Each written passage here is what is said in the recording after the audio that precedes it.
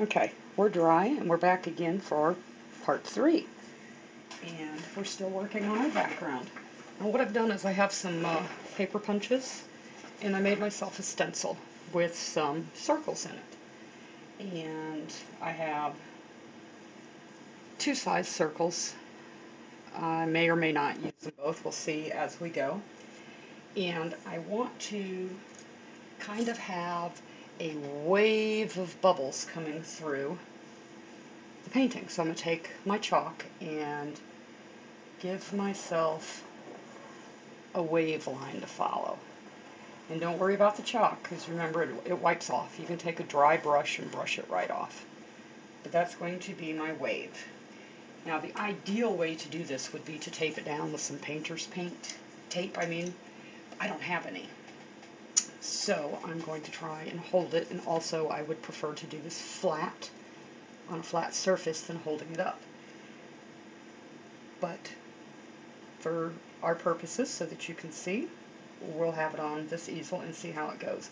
Now since I'm going to start over here in the teal, I'm going to get my pink and white and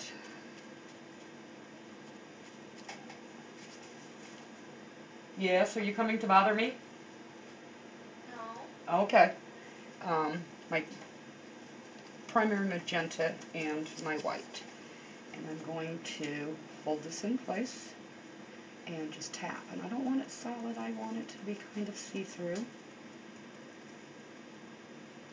And hopefully this is going to work and not run. Okay. That looks a little wet.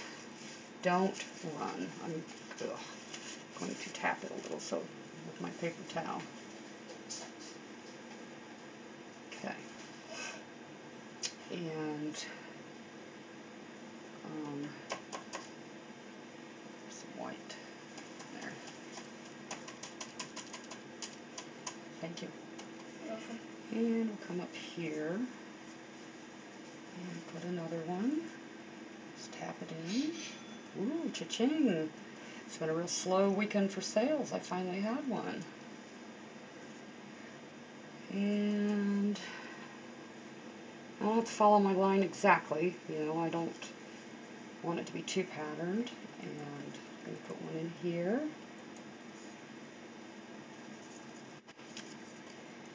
And one down here.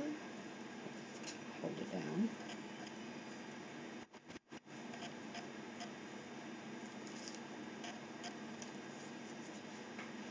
And white. Maybe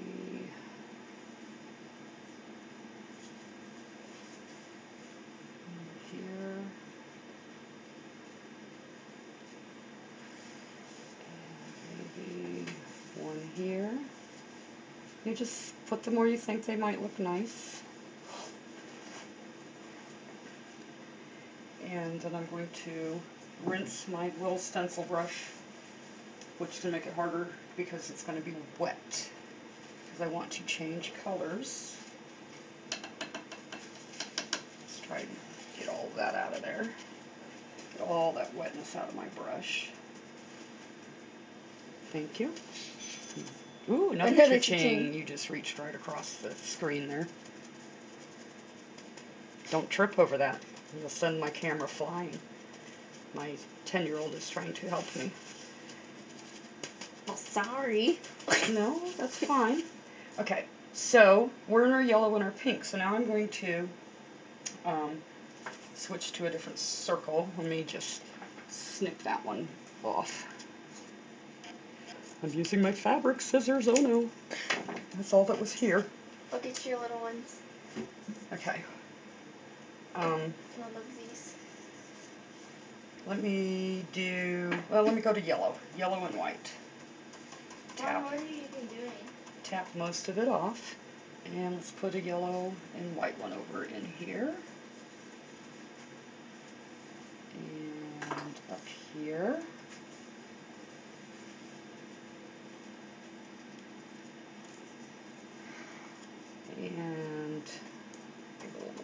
here. A little more white. Right about here. And maybe another one over here. I am trying to make it look like there's bubbles floating through my painting. Awesome! One more yellow.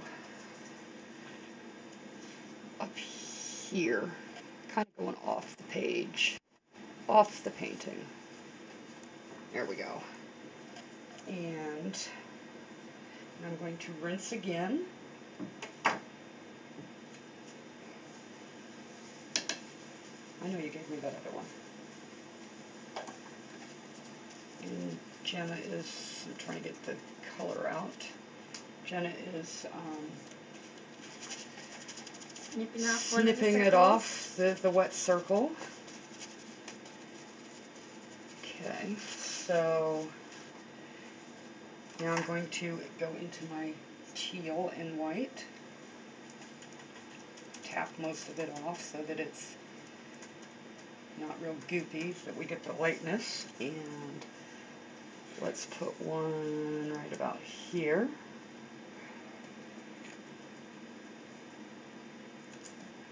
And over here. You know, and to make this little stencil, I just used an old piece of cardstock, you know, that was scrap, and my hole punch. You didn't get to see one that was going off the page. That's all right. I told them what it was. Now I'm going to try a bigger circle. Whoa. This one is on regular paper. Is it too big? Because if it's too big, I can cut you out one on a thicker paper if you want, Mom. No, let me try this. I just want to put a couple of bigger ones in here. If it doesn't work, then I'll do it for you. It should work. It's just small around the edges, so it's kind of flimsy. Or, you know, I don't want my brush to... Perfect. That worked just fine. And let's put one over here.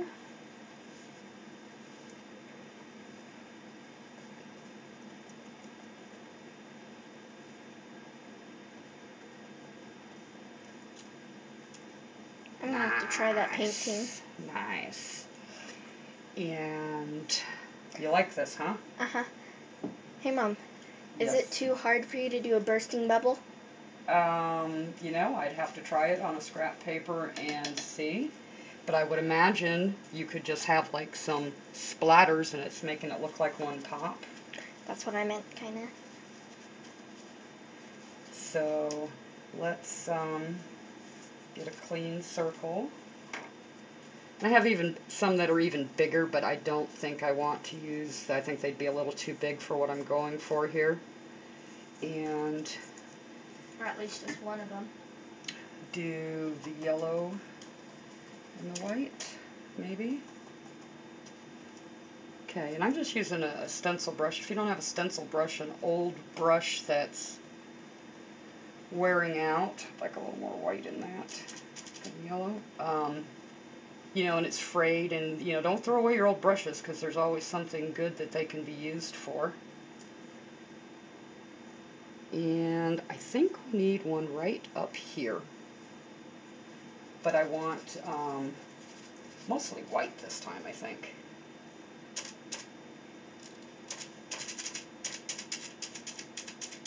Tapping off the excess.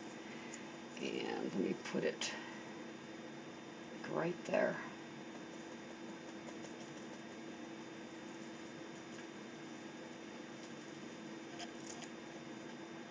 Awesome. I'm liking that. I'm really liking that. The other thing that when I was digging out my circle punch is I found some little leaf punches. And I thought, well, what could be cuter than some leaves floating through. Jenna, could you throw that away for me? Sure. thank you, some leaves floating through the line with our bubbles. So, and it's a small punch. It's not a real big one. If you have a bigger one, they'd work too. I mean, I bought all these paper punches and didn't really have much of a use for them, but I am finding a nice use for them now with this. Okay, I'm mixing my teal and my yellow together, trying to make a green, you know, a muted green.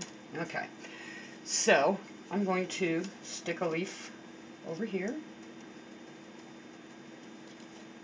Cute.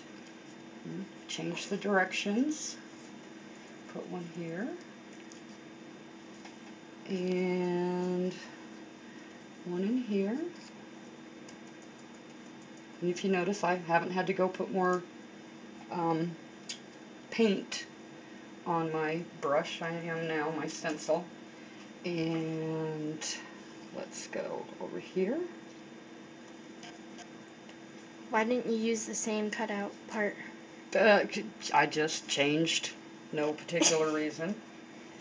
And let's put another one over here.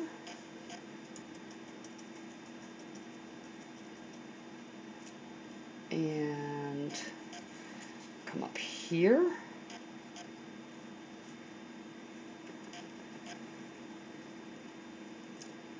And I think we need some on the top up here.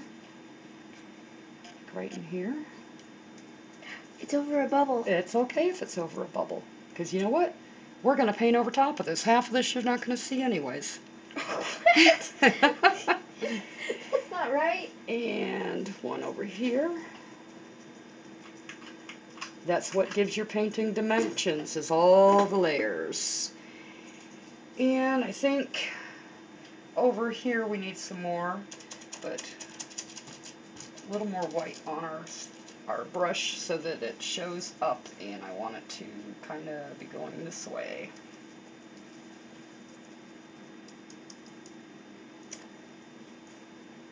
Oh wow, that looks really white. It'll tone down. Well, through the camera the colors look way different. One down here. You know, they almost look all white. And one up here, and then I'm going to stop because I can get really carried away. If afterwards I want to add more into it, I can. And Mom, I have to say that white one kind of looks pink on the camera, but if you look at the pink one and then the white one, you can tell the difference. you're talking about the leaves or the bubbles? The bubbles. Okay.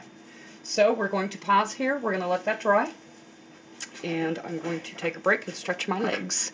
So we will be back for part 4.